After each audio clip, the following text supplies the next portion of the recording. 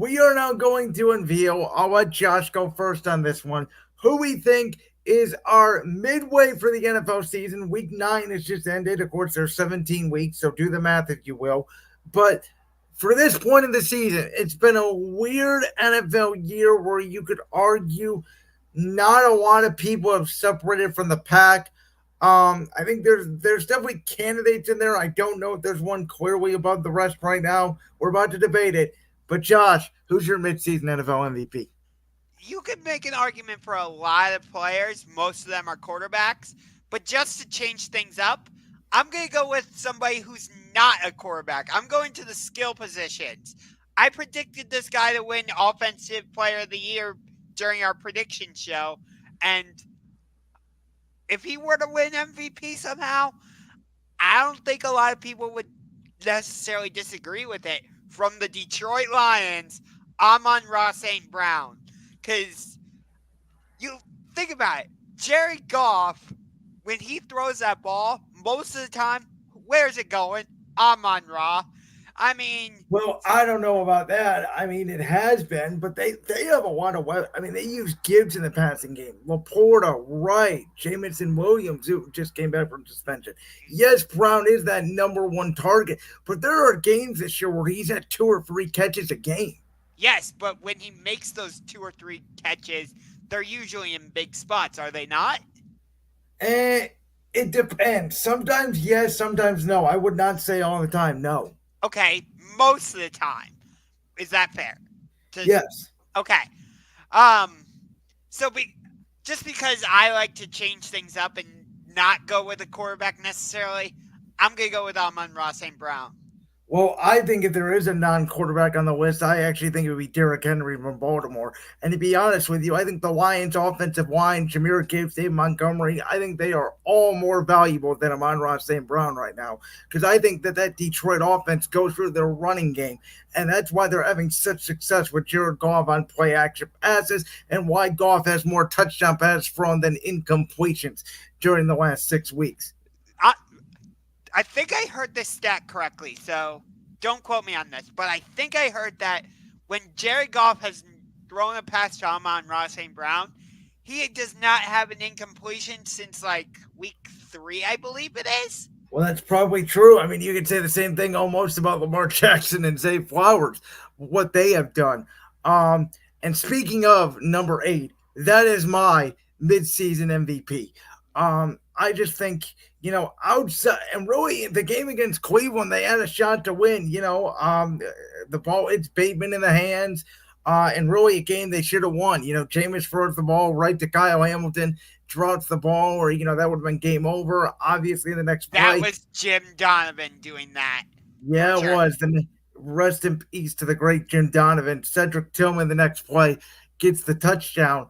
But I think week 2 against Vegas, which somehow again they lost to Vegas. If you want to blame that more on the defense, you can.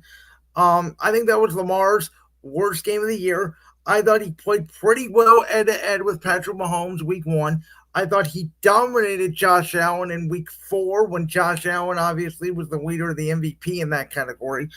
Um, you know, I actually think right now you can make a really strong case for Commanders quarterback Jaden Daniels, even as a rookie at What about Lions QB Jared Goff? the problem with Goff is he doesn't have great numbers, and the MVP is a numbers stat. Like he's throwing for 100 yards a game. Like I agree with you how well Jared Goff's playing, but I've always said, and this is why I don't love the MVP award because I truly don't think it's the most valuable player. Like if we're talking most valuable player, I honestly think it's probably Patrick Mahomes, night and day, 365 days a year. I think it's more of a stat award. And this year, Mahomes, until last night, had more interceptions this year than touchdowns. But we all think he's the best quarterback in football. Yeah, he hasn't been really delivering well on fantasy. I was going back and forth this week. Do I start Bo Nix or do I start Patrick Mahomes? Ultimately, I decided on Patrick Mahomes because And you I was definitely made the right decision. That was a bad spot for Denver. Baltimore coming out that bad loss to Cleveland. You knew they were going to be angry. I don't take away anything from Denver there. by the way, just for the record. In the NFL, I talk about this a lot. I think more than you do. It's not who you play; it's when you play teams, right? It's It's a bit. spots. It's a bit. I think it's a bit of both, really. I don't. I really think it comes down to when you play teams. The day matters. We just talked about Thursday night football, Cincinnati, Baltimore. I do think that matters. The day matters. Your injury report matters. What you did in your last game absolutely does matter because you only play one game a week. It's not basketball or baseball where you're playing either every other day or every day. So I'm I not disagreeing with that, but we thought Denver was this great team and all that, but they had just I beaten. never thought Denver was a great team. Okay, I'm not saying when I say we, I'm not saying us specifically. Like people were starting to talk about, oh, are the Broncos like legit? Not necessarily like But that's not a great team. You know what I call great? Kansas City and Detroit. That's great. okay, I think everybody else is good. There's very good. I think there's Washington. I would put Philly in very good. I'd probably put Atlanta in very good. okay, Buffalo in very good. okay. I get what you're saying, but like people were starting to talk about Denver in a little bit of a higher regard. Would you agree with? Yes. Would you agree with that? Yeah, no, I would agree with that. But again, I thought in that spot, and again, hindsight's 2020, I should have bet it. I thought there was a chance Baltimore could do 41-10 on them. But my Because but my point though is a lot of that conversation about hey, maybe Denver's better than we thought is because of who they just played, right? New Orleans and no, it's not. It's because they beat up on bad teams and because Bo Nix is a good exactly. quarterback. Right. But it's not. I mean, I told you before the year Denver was going to win 8 games. I told you they're over under 5.5 was the easiest bet on the board. I also had the Broncos making the playoffs, if you remember. You did. I think you're just missing the point.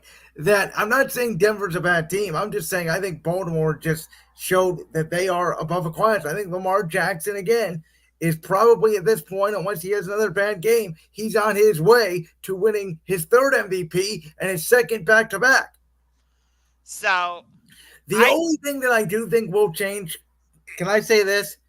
I don't care what his stats are. If the Chiefs go undefeated, Patrick Mahomes is your MVP. And there will yeah, be no argument from me. yeah. The only game I could see the Chiefs losing right now, well, no, there's two games I could see them losing. At Buffalo, and I could see them losing at Denver. Those are the only two games. I could too. I also think, depending on what happens down the stretch, if they have games already locked up, maybe in at Pittsburgh or at home, even against Houston, like if their seating is already locked up, do you rest guys like Indianapolis did? Remember, they were 14-0. They tanked the last two games in the 2009 season.